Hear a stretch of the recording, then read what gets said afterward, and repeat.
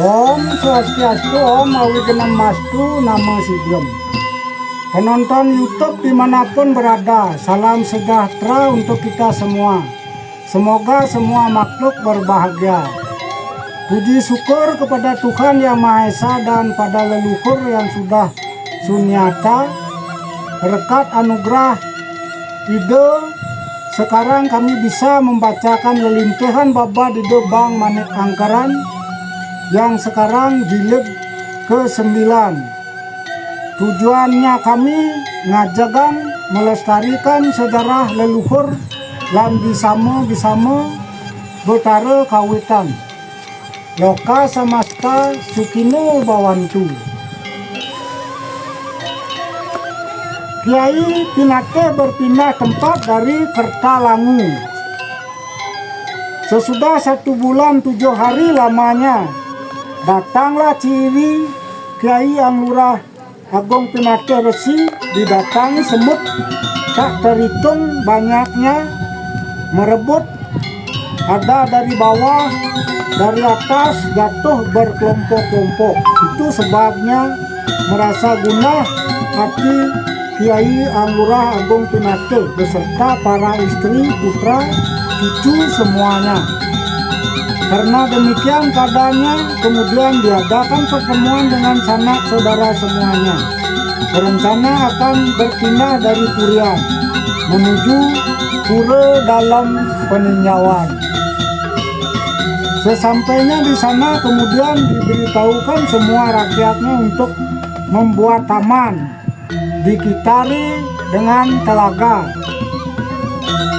Telaga itu dikelilingi dengan api di tengahnya, baru dibangun tempat peraduan. Namun masih saja dicari, direbut oleh semut, berbukit-bukit tingginya, kemudian jatuh di tengahnya taman itu. Karena itu kembali Kiai Anglurah Agung Pinate menyelenggarakan pertemuan, bertukar pikiran dengan saudaranya semua serta didampingi oleh rakyatnya. Semuanya merasa masgul. Kemudian meninggalkan pura dalam peninjauan, berpindah lalu berdiam di sebelah timur sungai. Diiringi rakyatnya semua. Tentu saja Kiai Anglurah Agung Pinate berpikir tentang kedikjayaan Sire Dukuh Sakti. Kemudian beliau merencanakan akan berpindah dari tempat itu serta diberitahukan kepada balanya siapa yang sanggup menjaga pura dalam peninjauan itu. Boleh tidak ikut mengirimkan Kiai Anglurah Pinate. Kemudian segera matur anggota masyarakat beliau yang bernama Ki Bali Hamed. Dia akan menuruti kehendak beliau untuk menjaga pura dalam itu. Pada saat itu Gusti Tembau menyatakan tidak bisa mengikuti keinginan ayahandanya. Demikian juga Gusti Ngurah Kepandaian yang pernah berpaman dengan Idukuh, dan karena memang tidak baik dalam hubungan bersanak saudara, karena sudah terlanjur bertempat tinggal di sana serta memperoleh kebaikan di wilayah Intaran. Usai sudah pembincangan yang diadakan, kemudian diputuskanlah hubungan kesidikaran dengan Gusti Tembau dan Gusti Kepandaian. Disebabkan karena masih juga diburu oleh semut, kembali beliau beralih tempat bersama menuju griya milik Ide Peranda Gede Bendesa dan di tempat tinggal Ide Peranda Gede Wayan Adian. Seperti para putranya semua yang ada di Kertalangu ke Padang Galak. Di sana Kiai Anglurah Agung Pinate bertempat tinggal diiringi rakyatnya semua. Penuh sesak di sana di pinggir Sungai Biaung. Di sana Kiai Anglurah Agung Pinate mengaturkan rakyat 60 kakak kepada Ide Peranda berdua. Ide Peranda berdua merasa senang hati mendapatkan warga itu. Semua yang handal didapatkan oleh beliau Ide Peranda yang bernama Ki Bendesa Kayu Putih macan gading, dipasak kayu selam, semua bertempat tinggal di Tangtu. Di sana kemudian ada pergantian Kyai Anglurah Agung Pinateh di hadapan Ide Peranda berdua, menyatakan sudah putus hubungan keluargaan dengan Gusti Tembau sebab sudah berumah di rumahnya I Mangku Dalem Tembau. Karena demikian yang didengar oleh I Mangku Dalem Tembau, lalu dibalaslah pernyataan Kyai Anglurah Agung Pinateh. Katanya, mudah-mudahanlah yang membawa pusaka keris yang bernama I Brahmane serta tumbak yang bernama I Baru Buduk pada saat menyelenggarakan upacara ale atau kahayu, jika tidak ada Piwong Tembau, mudah-mudahan tidak berhasil upacara itu. Dibalas oleh Kyai Anglurah Agung Pinateh, mudah-mudahan Iwong Tembau itu kaya dengan pekerjaan. Demikian pernyataan Kyai Anglurah Agung Pinateh. Kemudian I Gusti Tembau dipakai menantu oleh I Mangku Dalem Tembau. Setelah Kyai Anglurah Agung Pinateh disertai oleh adiknya serta sanak saudaranya, semua memohon kepada Ide Peranda berdua akan membangun penyinyian di ujung desa Biaung, dinamai Pura Dalem Bangun Sakti, disungsung oleh rakyatnya yang ada di Biaung. Ide Peranda berdua dengan senang hati memberikan restu untuk hal itu. Di sana kemudian Ide Peranda berdua membuat Pura Dalem Kedewatan, Pusar Tasik, Batur dan Pental Bumi untuk wilayah Padanggala.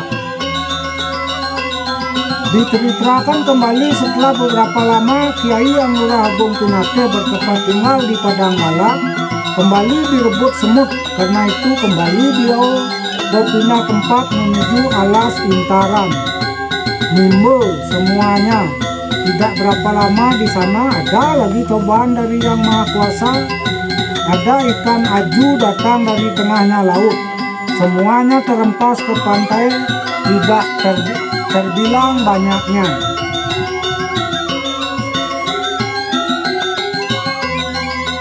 Itu sebabnya kemudian orang di Intaran segera membuat tembok dengan pohon pepaya, diperintahkan oleh Kyai Anglurah Agung Pinateh. Memang merupakan cobaan dari Yang Widi.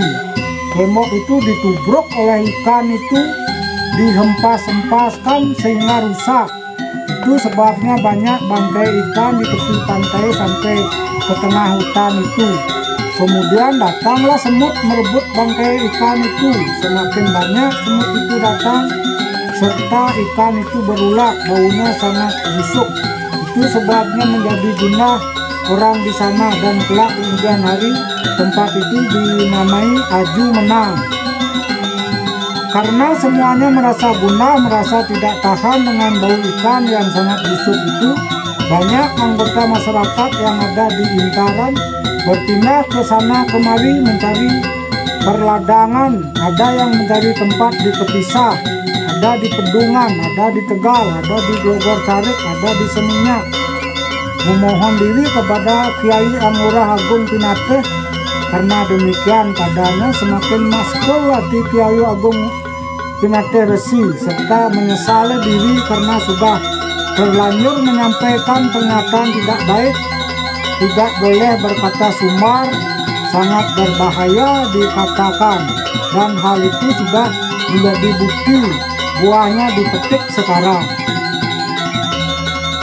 Singkat cerita, Kyai Anglurah Agung Pinateh kemudian memohon diri kepada Ide Peranda berdua akan beralih ke tempat wilayah Blabato.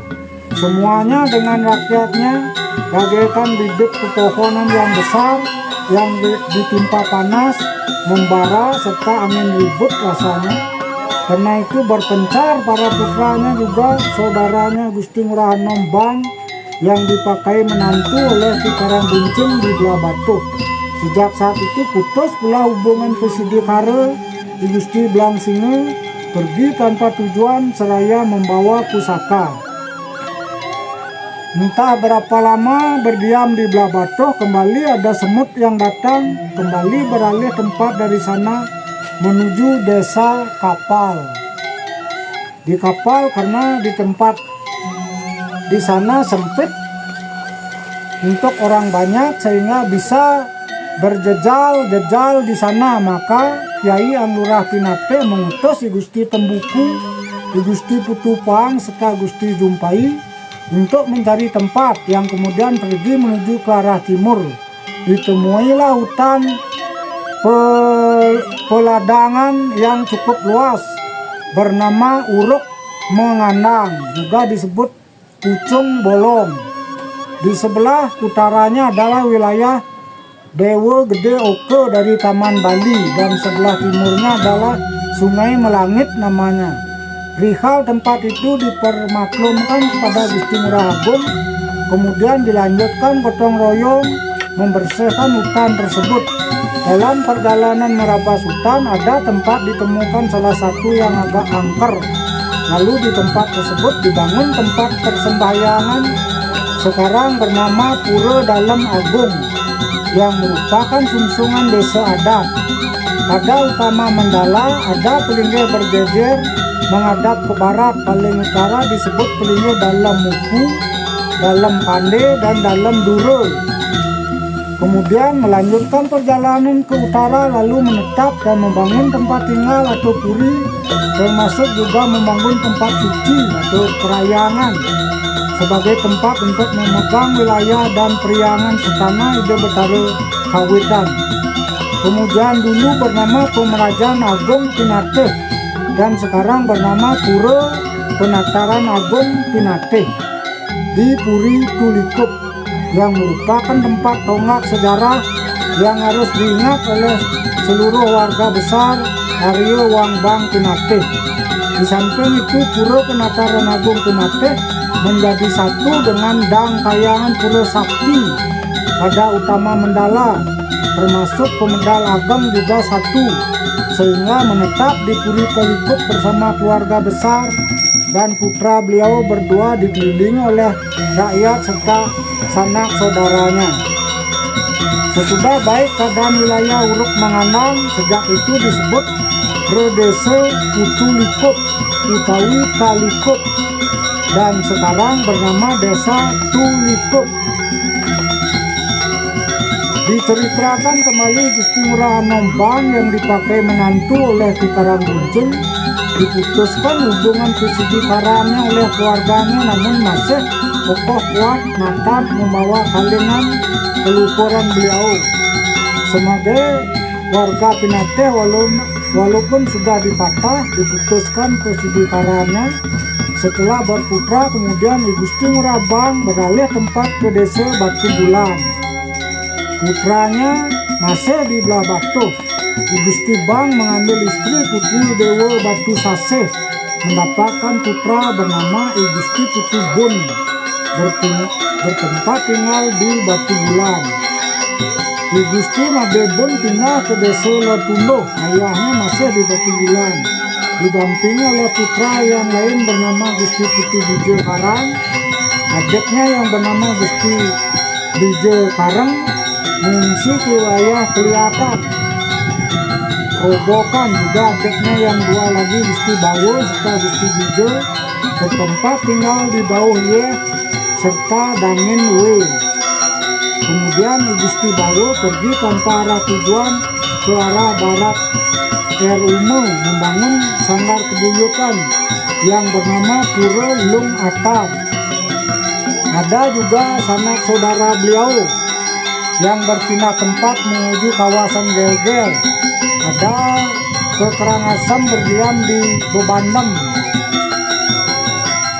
Ada ceritanya putra Kiaryo Bang Pinate yang bernama Gusti Ketut Bijo Nate, kemudian menurunkan Ketut Bijo Nate masih di wilayah Kertelangu, menjadi pemangku di dalam Kertelangu. Lalu ada yang berpindah ke arah selatan, ada di Bukit, ada di Jimbaran, ada di Ungasan, serta Umodwi.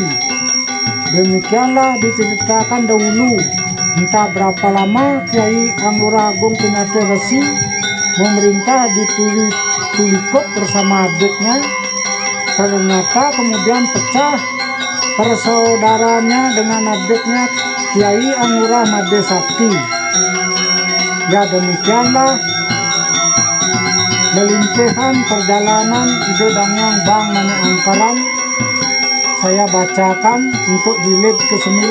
Nanti saya akan lanjutkan jilid ke-10. Saya simak untuk Krama Santi. Om Santi Santi Santi Om.